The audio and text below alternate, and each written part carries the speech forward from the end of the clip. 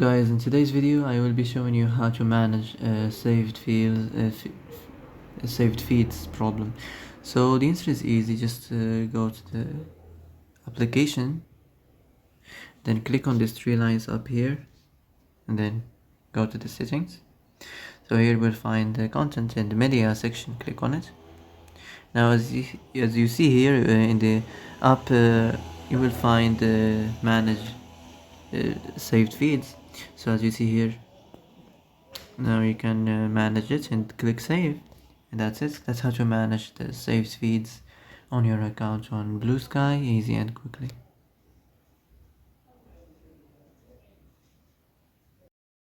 Well, that's it for today's video. I hope this is the answer you've been looking for. If you like this video, don't forget to like and subscribe, and that's it. See you in the next video.